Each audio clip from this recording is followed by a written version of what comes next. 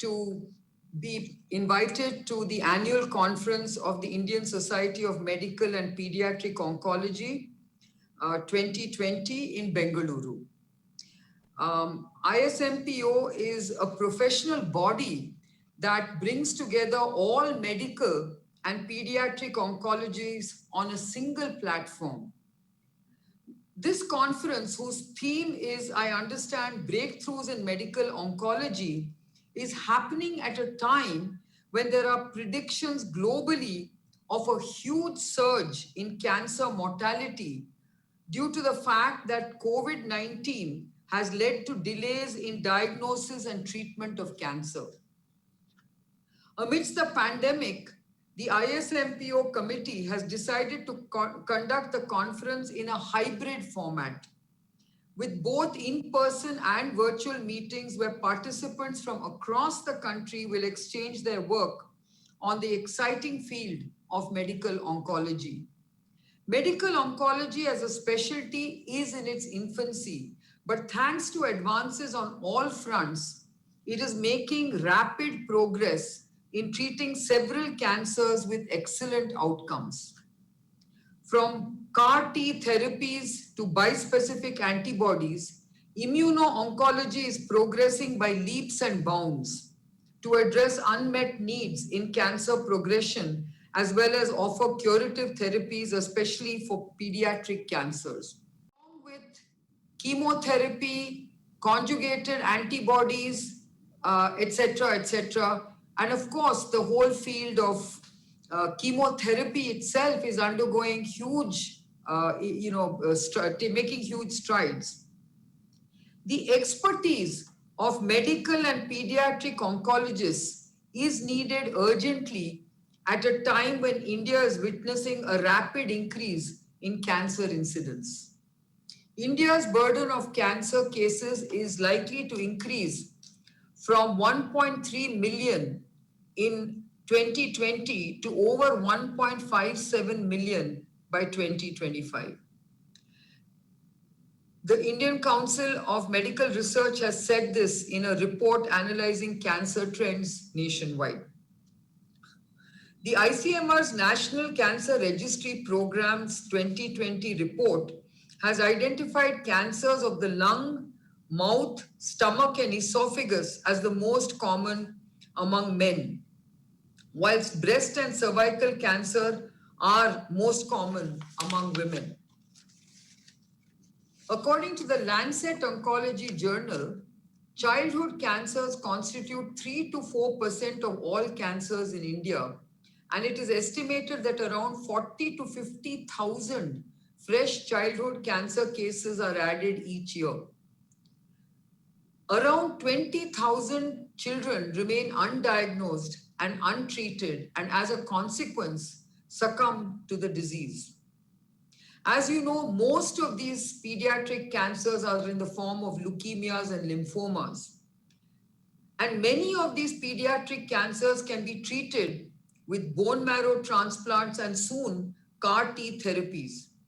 However, making such curative therapies affordable is the scientific and technological challenge that several researchers and startup companies like Immunil are working to develop. The ICMR report also found that the majority of cancers in India continue to be detected either in stage 2 or stage 3 rather than stage 1, where cancer patients have the highest chance of cure. Poor awareness amongst patients about the early warning signs of cancer and lack of access to diagnosis are among factors that contribute to the late diagnosis of cancer, with diagnostic delays mostly in rural areas. Through its educational initiatives, ISMPO strives to bring the latest developments in oncology research to its nearly 800 life members, who include those in academic positions and those training to become the next generation of medical oncologists.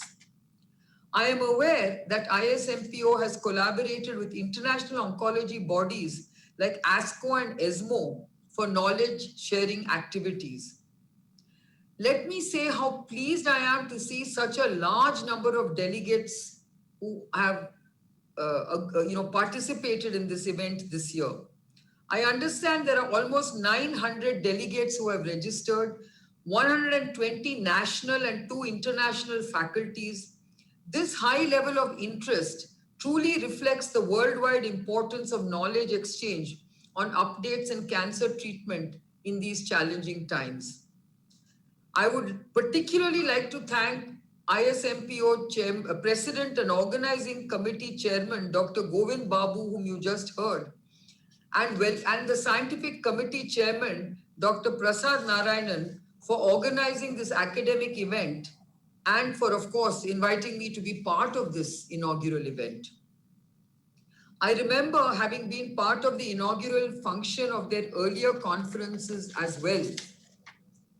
During this conference, delegates will have the opportunity to interact with top faculty. I'm glad to know that more than 150 research papers are being presented as posters from all over the country, and the team of Dr. Govind Babu is making it possible for these poster sessions to be judged virtually by eminent oncology teachers.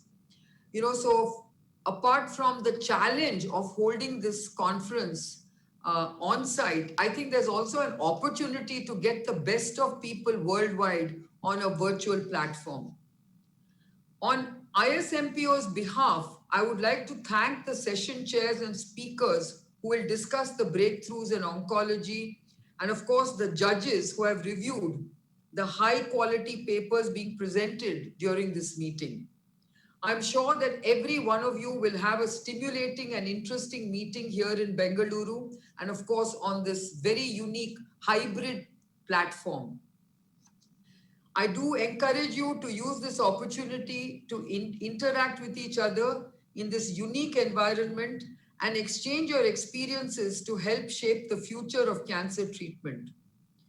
I take this opportunity to thank Dr. Govind Babu and all the council, the governing council of ISMPO and the organizing committee of ISMPO. And I wish this conference a very productive sessions ahead. Thank you so much.